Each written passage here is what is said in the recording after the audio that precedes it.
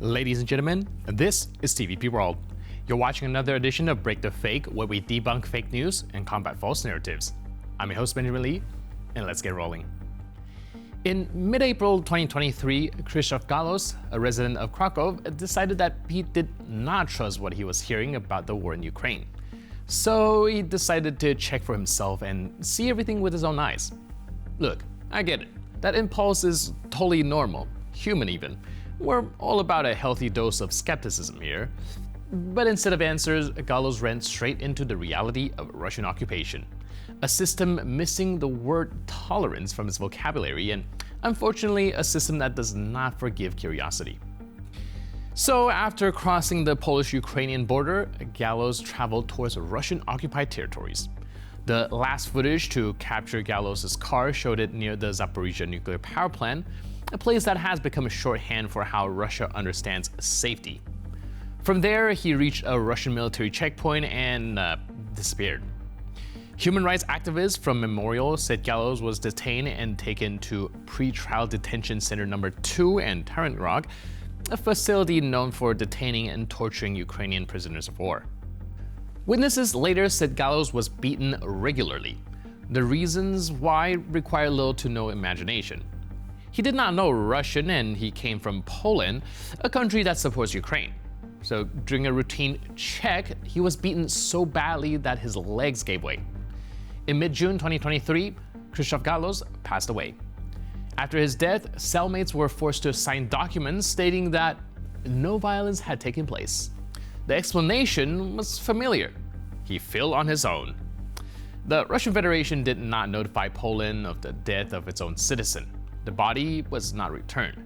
Nearly 3 years have passed, and the circumstances are still being clarified. Gallows' son, Pavel Gallows, knocked on every official door he could find. Russian authorities, Polish authorities, diplomats from Ukraine and Russia. No one had any answers for him. He was met by a wall of silence. The Polish embassy in Moscow sent a diplomatic note, but in a system where paperwork bears more weight than human life, the note led to nothing of consequence. Now, this is not a story about recklessness or naivete. It is about a reality much different from our own. Gallows did not act as spy or fight or provoke anything. He simply wanted to see. But in Russia, such a curiosity can't be enough to kill you. This is the part that propaganda never explains. The war is real, the torture is real, and over there on that side, skepticism is not corrected with evidence but crushed with violence. And the people who pay for that are never the ones selling the lies and false narratives, but the ones who believe they're allowed to look into and either verify or deny Moscow stories. This Christmas, Vladimir Putin marked the holiday how he usually does, not quietly, not privately, and most definitely not with prayers for peace. Instead, he spent it surrounded by the military and their families, turning a church service into another stage for justifying the war against Ukraine. The setting was familiar, icons for decoration, Cossacks as scenery, and a sermon that once again had nothing to do with Christmas and everything to do with missiles and duty.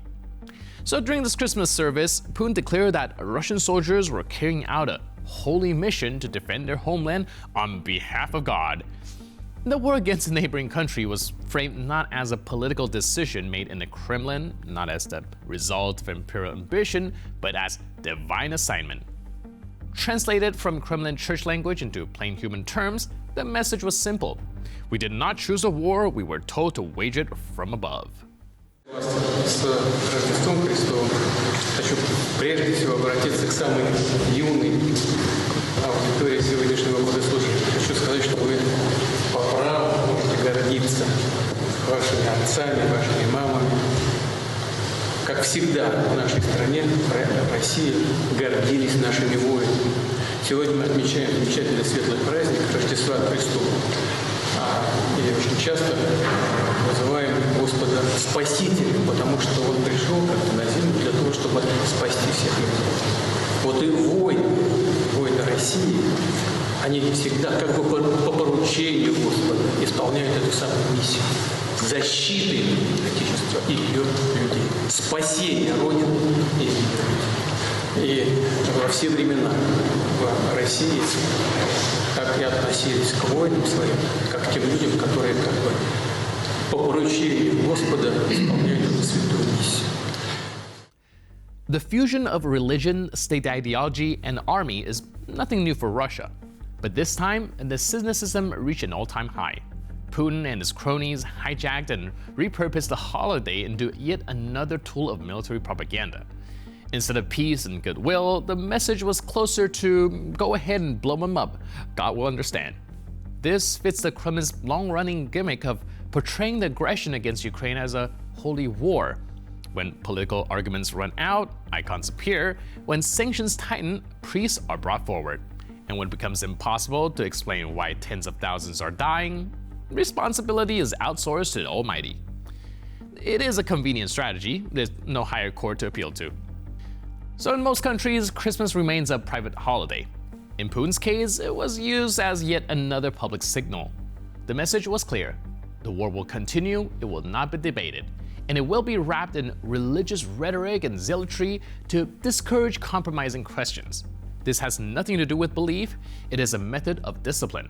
When violence is presented as sacred, disagreement stops being political and becomes punishable. Lithuania, which in recent years has become a refuge for Russian opposition figures, has reminded everyone that their hospitality is not unconditional and its security anything but theoretical. The country's migration service told LRT that it is considering revoking Leonid Volkov's residence permit. Volkov is one of the most visible Russian opposition figures abroad. This is not a paperwork issue. The Lithuanian State Security Department is involved, and people do not end up there due to clerical misunderstandings. Lithuanian intelligence says Volkov made public statements that could be used as propaganda by regimes hostile to Lithuania and Ukraine.